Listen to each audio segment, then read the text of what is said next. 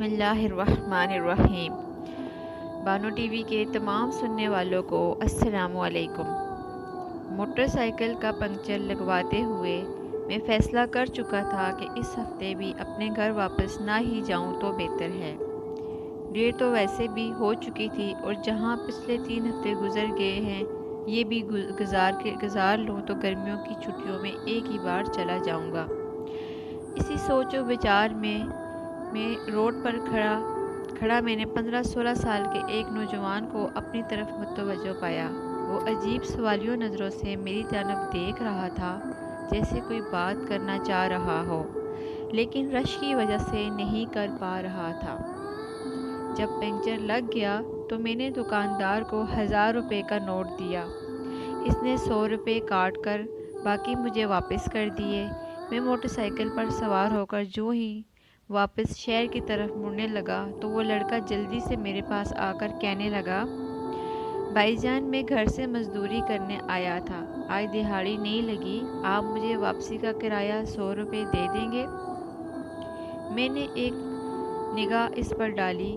سادہ سا لباس، ماتھے پر تیل سے چپکے ہوئے بال، پاؤں میں سیمنٹ بھرا ہوا جوتا، مجھے وہ سچا لگا۔ میں نے 100 روپے نکال کر اس کے ہاتھ پر رکھ دیے۔ وہ شکریہ ادا کر کے چلنے لگا تو نہ جانے میرے دل میں کیا خیال آیا۔ میں نے کہا، سنو، تمہاری دہاڑی کتنی ملتی ہے؟ اس کے جواب دینے سے پہلے ہی میں نے باقی کے 800 روپے بھی اس کی طرف بڑھا دیے۔ وہ ہچکچاتے ہوئے پیچھے ہٹا اور کہنے لگا، نہیں بھائی جان، میرا گھر منڈیالی شریف ہے، میں 2-3 گھنٹے میں پیدل بھی جا سکتا تھا، لیکن کل سے ماں جی کی طبیعت ٹھیک نہیں، اوپر سے دہاڑی بھی نہیں لگی، سوچا آج جلدی جا کر ماں جی کی خدمت کر لوں۔ میں نے کہا، اچھا یہ پیسے رکھ لو، ماں جی کے لیے دوائی لے جانا۔ وہ کہنے لگا، دوائی تو میں کل ہی لے گیا تھا، آج میں سارا دن ماں جی کے پاس رہوں گا تو وہ خود ہی ٹھیک ہو جائیں گی۔ مائیں دوائی سے کہاں ٹھیک ہوتی ہیں بابو جی؟ میں نے حیران ہو کر پوچھا، تمہارا نام کیا ہے؟ اتنے میں اس کی بس بھی آ گئی۔ وہ بس کی چھت پر لپک پر چڑھ گیا اور میری طرف مسکراتے ہوئے زور سے بولا، گلو۔ گلو کی بس آہستہ آہستہ دور ہوتی جا رہی تھی، لیکن گلو کے واپس کیے ہوئے 800 روپے میری ہتھیلی پر پڑے ہوئے تھے اور میں ہائی اسٹریٹ کی رش میں خود کو یکدم بہت اکیلا محسوس کرنے لگا۔ کچھ سوچ کر میں نے موٹر سائیکل کا رخ ریلوے اسٹیشن کی طرف موڑ لیا۔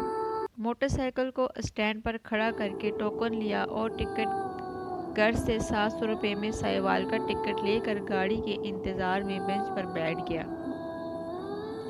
کب گاڑی آئی، کیسے میں سوار ہوا، کچھ خبر نہیں۔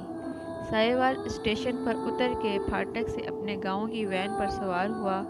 آخری بچے ہوئے 100 روپے کرایہ دے کر جب شام ڈلے اپنے گھر کے دروازے سے اندر داخل ہوا تو سامنے سین میں چارپائی پر امی جان سر پر کپڑا باندھے نیم دراز تھی۔ میرا بڑا بھائی دوائی کا چمچ بھر کر انہیں پلا رہا تھا۔ مجھے دیکھتے ہی امی جان اٹھ کر کھڑی ہوئی اور اونچی آواز میں کہنے لگی، میرا پتر خیر سے گھر آ گیا ہے، اب میں بالکل ٹھیک ہوں۔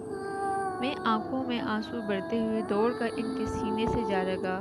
بس کے گیٹ میں کھڑے گلو کا مسکراتا ہوا چہرہ ایک دم میری آنکھوں کے سامنے آ گیا اور میں سمجھ گیا کہ اس نے مجھے 800 روپے واپس کیوں کیے تھے۔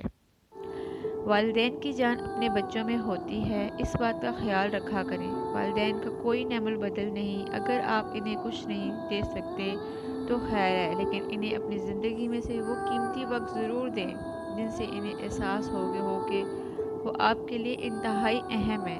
ماں دوائیوں سے کہاں ٹھیک ہوتی ہے، ماں باپ کو آپ کے پیسوں کے نہیں، آپ کی بھیجی ہوئی دعائوں کے نہیں، آپ کی ضرورت ہوتی ہے۔